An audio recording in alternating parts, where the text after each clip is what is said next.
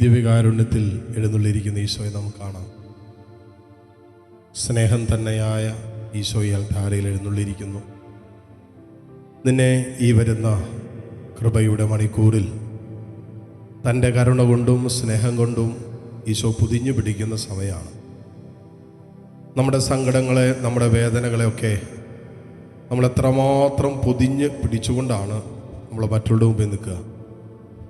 ഇതാ ഈശോ തൻ്റെ സ്നേഹത്തിൽ, തൻ്റെ കാരുണ്യത്തിൽ നമ്മെ പൊതിഞ്ഞു പിടിക്കുന്ന സമയമാണ്.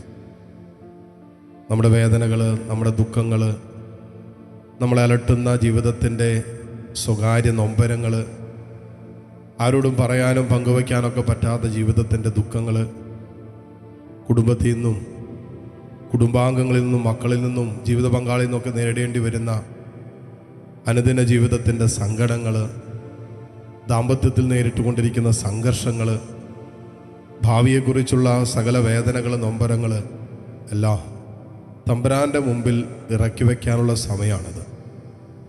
അതോടൊപ്പം നമ്മെപ്പോലെ വേദനിക്കുന്ന ലോകമെമ്പാടുമുള്ള ഈ ശുശ്രൂഷയോട് ചേർന്ന് പ്രാർത്ഥിക്കുന്ന മക്കൾക്ക് വേണ്ടി കർത്താവിൻ്റെ മുമ്പിൽ നാം കരുണയാചിച്ച് പ്രാർത്ഥിക്കുന്ന മണിക്കൂർ കൂടിയാണിത്.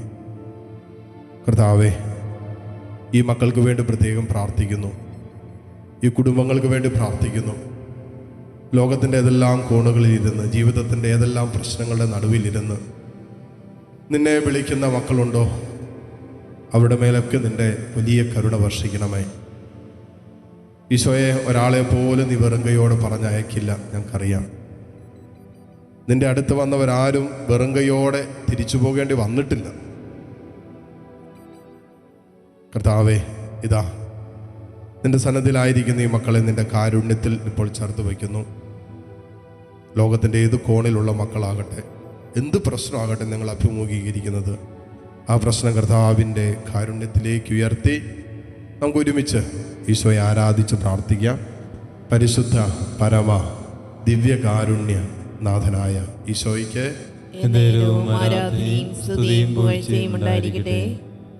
ദൈവസന്നിധിയിൽ മുട്ടുകുത്തിയോ എഴുന്നേറ്റോ നിങ്ങളുടെ ശാരീരികമായ അവസ്ഥ അനുവദിക്കുന്നത് പോലെ ഈ നിമിഷങ്ങളിൽ പ്രാർത്ഥിക്കുക. ഒന്ന് രണ്ട് കാര്യങ്ങൾ നമ്മൾ പ്രത്യേകം ശ്രദ്ധിക്കുക. ഈ നിമിഷം കർത്താവിൻ്റെ ഹിതം നമ്മളിൽ പൂർത്തീകരിക്കപ്പെടാൻ വേണ്ടി പ്രാർത്ഥിക്കുക. ദൈവം നമ്മോട് കരുണ കാണിക്കാൻ ആഗ്രഹിക്കുന്നുണ്ട്. ദൈവം തൻ്റെ സ്നേഹത്തിൽ അവൻ്റെ പദ്ധതിയോട് സഹകരിക്കുന്നവരൊക്കെ അനുഗ്രഹിക്കുമെന്ന് വചനം നമ്മെ വാഗ്ദാനം ചെയ്യുന്നുണ്ട്. അപ്പോൾ ദൈവം നമ്മളിൽ പൂർത്തിയാക്കാൻ ആഗ്രഹിക്കുന്ന ദൈവത്തിൻ്റെ ഹിതമുണ്ട്. അത് നമ്മളിൽ പൂർത്തിയാകണം. നമ്മളെക്കുറിച്ച്, നമ്മുടെ കുടുംബത്തെക്കുറിച്ചൊക്കെ ദൈവത്തിൻ്റെ പദ്ധതിയുണ്ട്, ഒരാലോചനയുണ്ട്. നമ്മുടെ വിശുദ്ധ ജീവിതത്തെക്കുറിച്ച്, ഭാവിയെക്കുറിച്ച് തമ്പുരാനൊരു ആലോചനയുണ്ട്. അതൊക്കെ നമ്മളിൽ പൂർത്തിയാകണം. വചനം നമ്മൾ ഓർമ്മപ്പെടുത്തുന്നൊരു കാര്യം, 1 തെസ്സലോനിക്ക 5:16 മുതൽ 18 വരെയുള്ള തിരുവചനങ്ങളിൽ യേശുക്രിസ്തുവിൽ നമ്മെക്കുറിച്ചുള്ള ദൈവത്തിൻ്റെ ഹിതം പറയുന്നുണ്ട്. അതെന്താണ്? നിങ്ങളെപ്പോഴും സന്തോഷത്തോടു കൂടി ഇരിക്കുക, ഇടവിടാതെ പ്രാർത്ഥിക്കുക, എല്ലാ കാര്യങ്ങളിലും ദൈവത്തിന് നന്ദി പ്രകാശിപ്പിക്കുക. ഇതാണ് യേശുക്രിസ്തുവിൽ നിങ്ങളെക്കുറിച്ചുള്ള ഹിതം എന്നാണ് പൗലോസ്ലീഹ പറയുന്നത്.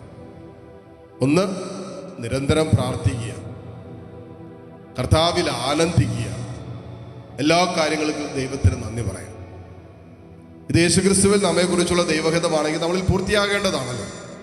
അപ്പൊ ദൈവഹിതം നമ്മളിൽ പൂർത്തീകരിക്കപ്പെടുമ്പോഴാണ് നമ്മുടെ ആഗ്രഹങ്ങൾ, നമ്മുടെ ഇഷ്ടങ്ങൾ, നമ്മുടെ സ്വപ്നങ്ങളൊക്കെ സ്വർഗം നമുക്ക് സഫലീകരിച്ച് തരുന്നത്. അതുകൊണ്ട് ദൈവഹിതം പൂർത്തിയാക്കുക എന്നുള്ളതാണ് ഏറ്റവും പ്രധാനപ്പെട്ടത്.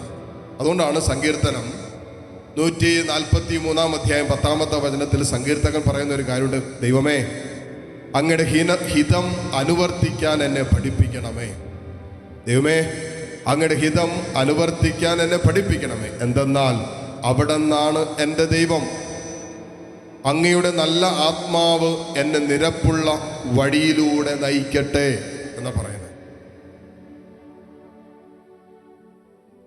യെശയ്യാ പ്രവാചകന്റെ പുസ്തകം 58 അധ്യായം 11 വചനം കൂട്ടിച്ചേർക്കുന്നുണ്ട്. കർത്താവ് നിന്നെ നിരന്തരം നയിക്കും, മരുഭൂമിയിലും നിനക്ക് സമൃദ്ധി നൽകും. ആലോചിച്ച് നോക്കിയേ, മരുഭൂമിയിൽ ഒന്നുമില്ലാത്ത അവസ്ഥ, കുടിവെള്ളം പോലുമില്ല. അവിടെയാണ് വചനം പറയുന്നത്, മരുഭൂമിയിലും കർത്താവ് നിനക്ക് സമൃദ്ധി നൽകും, നിന്റെ അസ്ഥികളെ അവിടെ നിന്ന് ഫലപ്പെടുത്തും, നനച്ചു വളർത്തിയ പൂന്തോട്ടവും വറ്റാത്ത നീരുറവയും പോലെ നീ ആകുമെന്നാണ് കർത്താവിൻ്റെ വചനം പറയുന്നത്. ജെറമ്യാ 29:11 നാം വായിക്കുന്നുണ്ടല്ലോ, നിന്നെക്കുറിച്ച് എനിക്ക് ഒരു പദ്ധതിയുണ്ട്, എൻ്റെ മനസ്സിലൊരു പദ്ധതിയുണ്ട്, നിങ്ങളുടെ നാശത്തിനല്ലെന്ന്, ക്ഷേമത്തിനുള്ള പദ്ധതിയും പിന്നെയോ നിങ്ങൾക്ക് ശുഭമായ ഭാവിയും പ്രത്യാശയും നൽകുന്ന പദ്ധതിയാണ് എന്നാണ് വചനം പറയുന്നത്. 6:33 കൂട്ടിച്ചേർക്കുന്നുണ്ടല്ലോ, അവിടുത്തെ രാജ്യവും നീതിയും ആദ്യം അന്വേഷിക്കുക, ബാക്കിയെല്ലാം കർത്താവ് കൂട്ടിച്ചേർക്കുമെന്ന്. അപ്പോൾ ദൈവഹിതം നമ്മളിൽ പൂർത്തീകരിക്കപ്പെടുമ്പോൾ, ദൈവ പദ്ധതിയോട് നാം സഹകരിക്കുമ്പോൾ, ദൈവസ്നേഹത്തിൽ നാം നമ്മെ തന്നെ സമർപ്പിക്കുമ്പോൾ, ആ സ്നേഹത്തിൽ നമുക്ക് വേണ്ടതെല്ലാം ദൈവം തരും.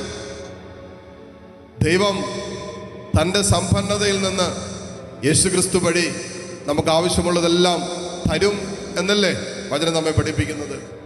ഇതാ ദിവ്യകാരുണ്യത്തിൽ എഴുന്നള്ളിരിക്കുന്ന ഈശോ നമുക്ക് വേണ്ടതെല്ലാം നൽകുന്ന സമയമാണ്. നമ്മുടെ ആവശ്യങ്ങളെ കർത്താവ് കാണുന്ന സമയമാണ്. നമ്മുടെ സങ്കടങ്ങളെ ഈശോ ഏറ്റെടുക്കുന്ന സമയമാണ്. ഒരുപക്ഷേ ഈ ആരാധനയിൽ പങ്കുചേർന്ന് പ്രാർത്ഥിക്കുന്ന അനേകം മക്കള് വലിയ വേദനയിലും നൊമ്പരത്തിലൊക്കെ കഴിയുന്നവരാകാം, കുടുംബം തകർന്നവരുണ്ടാകാം, ദാമ്പത്യം തകർന്നു പോയവരുണ്ടാകാം, വിവാഹമോചനത്തിൻ്റെ വക്കിലെത്തി നിൽക്കുന്നവരുണ്ടാകാം.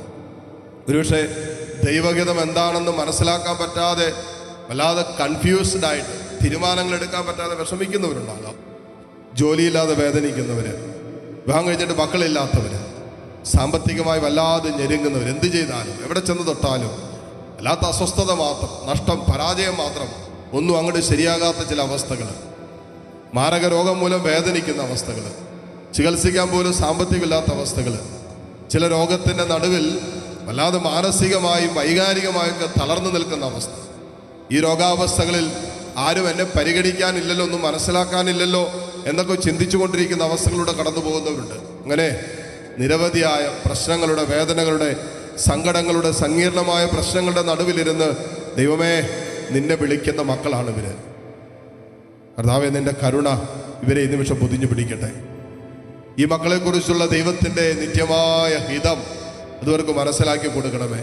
ജ്ഞാനത്തിൻ്റെ പുസ്തകത്തിൽ അങ്ങ് പറയുന്നുണ്ടല്ലോ, അങ്ങ് പരിശുദ്ധാത്മാവിനെയും അവിടുത്തെ ജ്ഞാനത്തെയും ഞങ്ങൾക്ക് തരുന്നില്ല എങ്കിൽ ദൈവമേ അങ്ങയുടെ ഹിതം ഞങ്ങൾ എങ്ങനെ അറിയും? ദൈവമേ അങ്ങ് സ്വർഗത്തിൽ നിന്നും പരിശുദ്ധാത്മാവിനെയും ജ്ഞാനത്തെയും നൽകുന്നില്ല എങ്കിൽ അങ്ങയുടെ ഹിതം ആരറിയും? ചോയേ ഞങ്ങളെക്കുറിച്ചുള്ള നിന്റെ ഹിതം നീ ആദ്യം ഞങ്ങൾക്ക് മനസ്സിലാക്കി തരണമേ. വചനത്തിലൂടെ നീ ഞങ്ങൾക്ക് വെളിപ്പെടുത്തി തന്നത് ഞങ്ങൾക്ക് സ്വീകാര്യമാക്കി മാറ്റണമേ. അനുവർത്തിക്കാനുള്ള ധൈര്യവും കൃപയും ഞങ്ങൾക്ക് തരണമേ. അത് അനുവർത്തിക്കുന്നതിലൂടെ ഞങ്ങൾ അനുഗ്രഹിക്കപ്പെടുമെന്നും നിന്റെ വചനം അനുസരിക്കുന്നതിലൂടെ ഞങ്ങൾ അനുഗ്രഹിക്കപ്പെടുമെന്ന് വചനത്തിൽ അങ്ങ് പറഞ്ഞല്ലോ. നിന്റെ വചനം അനുസരിക്കുന്നവരായി ജീവിക്കുന്നവരാക്കി കർത്താവേ ഞങ്ങളെ മാറ്റണമേ. വിശുദ്ധ ജീവിതത്തെ കർത്താവേ നീ എങ്ങനെ ഞങ്ങളെ സ്നേഹത്തിൽ പൊതിഞ്ഞു പിടിക്കുന്നുവോ അതുപോലെ പൊതിഞ്ഞു പിടിക്കാൻ ഞങ്ങളെ സഹായിക്കണമെന്ന് പ്രാർത്ഥിക്കാം. ദൈവിക സംരക്ഷണ തകർത്ത് കളയുന്ന എല്ലാ തീരുമാനങ്ങളിൽ നിന്നും, ബോധപൂർവമായ ദൈവ കൽപ്പനകളുടെ ലംഘനങ്ങളിൽ നിന്നൊക്കെ കർത്താവെ മാറി സഞ്ചരിക്കാനുള്ള അഭിഷേകം ഞങ്ങൾക്ക് തരണമെന്ന് പ്രാർത്ഥിക്കാം.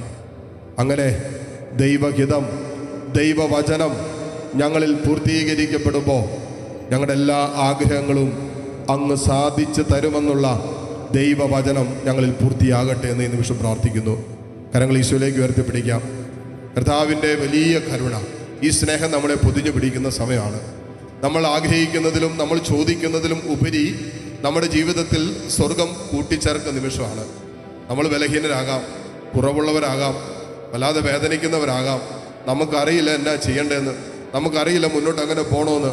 പക്ഷേ നമ്മുടെ ദൈവം വിശ്വസ്തനാണ്. യെശയ്യാ പ്രവാചകനിലൂടെ പറഞ്ഞില്ലേ, മോളെ നീ ഇടത്തോട്ടോ വലത്തോട്ടോ തിരിയുമ്പോൾ നിന്റെ കാതുകൾ പിന്നിൽ നിന്ന് ഒരു സ്വരം ശ്രവിക്കും, ഇതാണ് വഴി, ഇതിലേ പോകുക. ദൈവത്തിൻ്റെ ആത്മാവ് നമ്മെ കൈപിടിച്ച് നടത്തുന്ന അനുഭവം ഉണ്ടാകും. കർത്താവേ ഈ അനുഭവത്തിലേക്ക് മക്കളെ കൈപിടിച്ച് ഉയർത്തണമേ. വേദനിച്ചിരിക്കുന്ന മക്കളെ നീ ആശ്വസിപ്പിക്കണമേ. ഭാരം വഹിക്കുന്നവരെ തമ്പുരാനെ നീ ആശ്വസിപ്പിക്കണമേ. സങ്കടപ്പെട്ട് ദുഃഖിച്ച് കഴിയുന്ന മക്കളെ കർത്താവേ നിന്റെ തിരുഹൃദയത്തോട് ചേർത്ത് നിർത്തണമേ. Hallelujah, hallelujah. കരങ്ങൾ ഉയർത്തി കർത്താവിനെ സ്തുതിക്കട്ടെ. നിങ്ങളുടെ വേദനകളെ, നിങ്ങളുടെ സങ്കടങ്ങളെ കർത്താവിൻ്റെ കാരുണ്യത്തിലേക്ക്, അനന്തമായ കാരുണ്യത്തിലേക്ക് സമർപ്പിച്ചുകൊണ്ട് കർത്താവിനെ സ്തുതിക്കട്ടെ. നന്ദി പറഞ്ഞ് സ്തുതിക്കട്ടെ. ഹല്ലേലൂയ, ഹല്ലേലൂയ, ഹല്ലേലൂയ, ഹല്ലേലൂയ, ഹല്ലേലൂയ, ഹല്ലേലൂയ. യേശുവേ ആരാധന, ആരാധന, ആരാധന, ആരാധന. ഹല്ലേലൂയ, ഹല്ലേലൂയ, ഹല്ലേലൂയ, ഹല്ലേലൂയ. യേശുവേ ആരാധന, ആരാധന. ഹല്ലേലൂയ, ഹല്ലേലൂയ, ഹല്ലേലൂയ. യേശുവേ ആരാധന, ആരാധന, ആരാധന, ആരാധന. നിലവിളി കേൾക്കുന്ന ദൈവമേ, കരങ്ങൾ എൻ യാചന കേൾക്കണമേ. ഈശോയേ, നിലവിളി കേൾക്കുന്ന ദൈവമേ, എൻ യാചന കേൾക്കണമേ. ഈശോ, കരഞ്ഞു കരഞ്ഞു ഞാൻ തളർന്നിടുമ്പോ ഈശോയേരം പിടിച്ചുയർത്താൻ നീ വരേണമേ. കരഞ്ഞു കരഞ്ഞു ഞാൻ തളർന്നിടുമ്പോ കരം പിടിച്ചുയർത്താൻ നീ വരേണമേ. നിലവിളി കേൾക്കുന്ന ദൈവമേ, എൻ യാചന കേൾക്കണമേ. നിലവിളി കേൾക്കുന്ന ദൈവമേ, എൻ യാചന കേൾക്കണമേ. എൻ യാചന കേൾക്കണമേ. ഒരു നിമിഷം കരങ്ങൾ കൂപ്പി നമ്മുടെ നിലവിളിയും നമ്മുടെ കണ്ണുനീരൊക്കെ കാണുന്ന കർത്താവ് ഇതാ നമ്മുടെ കൂടെയുണ്ട്. നമ്മോടൊപ്പം ലോകമെമ്പാടും ഇരുന്ന് പ്രാർത്ഥിച്ചു കൊണ്ടിരിക്കുന്ന അനേകം മക്കളുണ്ട്.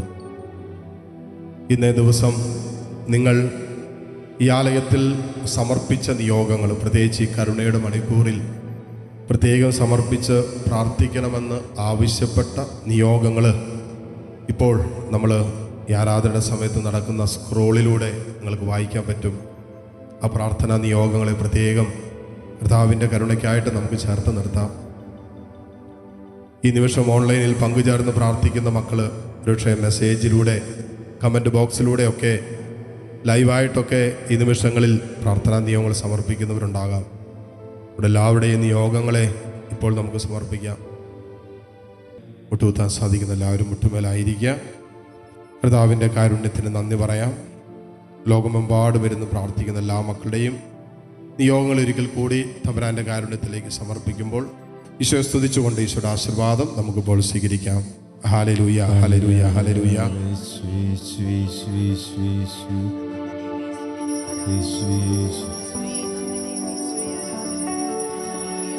ആരാധന, ആരാധന, ആരാധന യേശുനാഥ.